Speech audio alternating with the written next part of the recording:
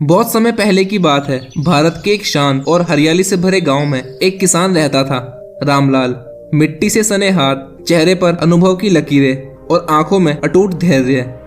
उसी गांव में उसका बेटा श्याम भी रहता था। श्याम मेहनती था, ईमानदार था, लेकिन उसकी एक बड़ी कमजोरी थी। वो हर परिस्थिति में सबसे पहले बुरा ही सोचता था। श्याम अपने पिता रामलाल के साथ अपने खेतों में काम करता था। उस गांव की जिंदगी साधारण थी, लेकिन चुनौतियों से भरी हुई थी।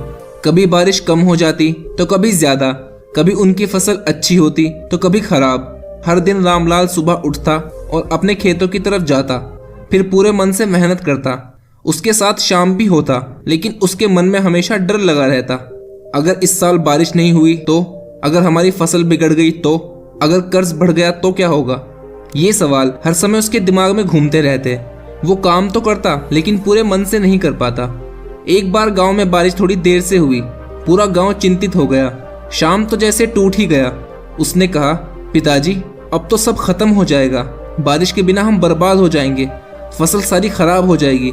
हमें इस गांव को छोड़ना होगा। रामलाल ने कुछ नहीं कहा, बस वो श्याम को ध्यान से देखता रहा। अगले कुछ दिनों तक श्याम का डर और बढ़ता गया। वो काम करते हुए भी यही सोचता रहता कि सब बेकार है। उसने मेहनत कम कर दी, उम्मीदें भी छोड़ दी। रामलाल ये सब देख रहा था। वो जानता था कि श्याम को मेहनत की नहीं, अपनी सोच बदलने की जरूरत है। एक सुबह रामलाल श्याम को अपने गांव के बाहर एक पुराने कुएं के पास ले गया और उसने कहा, श्याम, इस कुएं में झांक कर देखो बेटा। श्याम ने देखा। उस कुएं का पानी अच्छा था, लेकिन अगर ध्यान से देखा जाए तो हल्की सी गंदगी भी दिख रही थी। रामलाल ने पूछा, तुम्हें क्या दिख रहा है? श्याम ने तुरंत जवाब दिया, इस पानी में थोड़ी गंदगी है। रामलाल मुस्कुराया और उसने कहा, एक बार और देखो। श्याम ने फिर देखा। इस बार उसे पानी की ठंडक, उसकी गहराई और उसमें दिखता आसमान भी नजर आया। रामलाल बोला, जिंदगी भी इस कुएं के जैसी है बेटा। अगर तुम सिर्फ गंदगी ढूंढोगे तो तुम्हें वही दिखेगी, लेकिन अगर अच्छा पानी और आसमान देखना चाहो तो वो भी मौजूद है। फिर रामलाल ने श्याम को एक और सबक दिया। उन्होंने 2 बीज निकाले। फिर रामलाल ने कहा, इन दोनों बीजों को देखो बेटा। एक बीज डर के साथ बोया जाएगा और दूसरा उम्मीद के साथ। उन्होंने एक बीज को ऐसे ही जमीन में डाल दिया और दूसरे बीज को उन्होंने अच्छी तरह बोया, उसको पानी दिया और धूप की दिशा देखी। दिन बीतते गए, एक बीज कभी उगा ही नहीं। दूसरा बीज धीरे धीरे एक मजबूत और अच्छा पौधा बन गया। रामलाल ने कहा, जब तुम किसी काम की शुरुआत ही डर और नकारात्मक सोच से करते हो तो उसका अंत भी वैसा ही होता है, लेकिन अगर सोच अच्छी हो तो रास्ते अपने आप बनते हैं। उस दिन श्याम के अंदर कुछ बदल गया।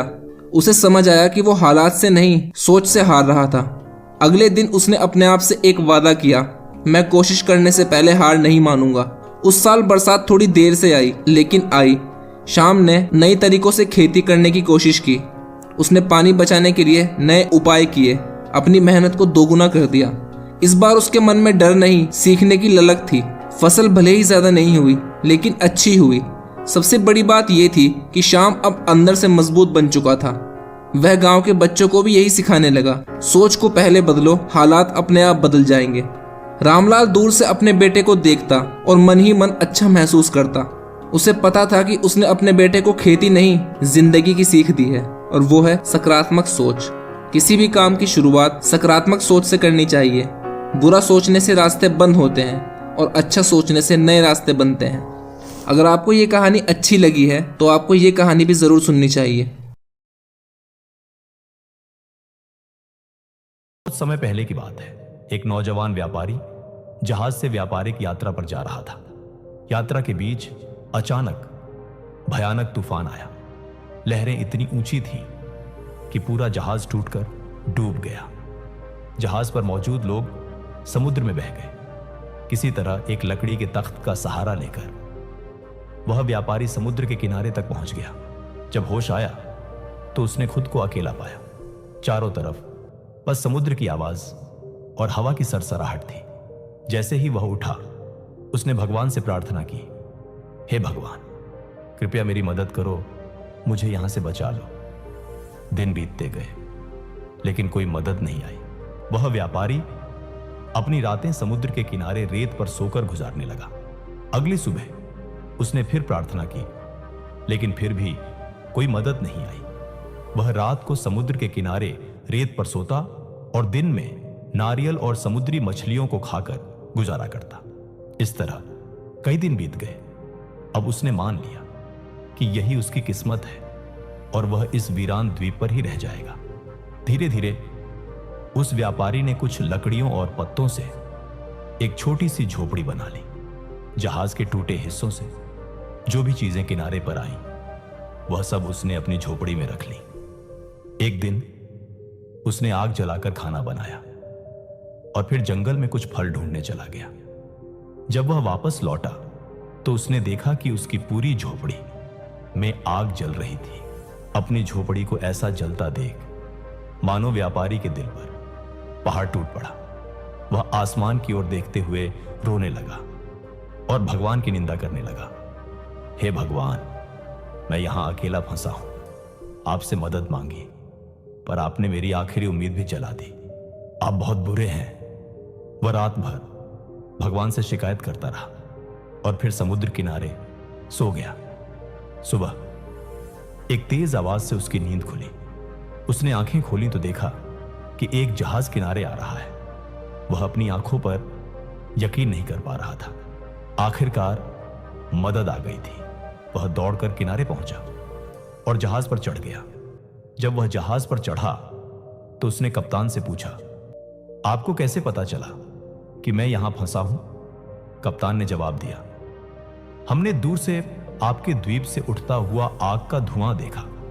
हमें लगा कि कोई मदद का संकेत दे रहा है, इसलिए हम यहां आ गए। व्यापारी ने कहा, लेकिन मैंने तो कोई आग का संकेत नहीं भेजा।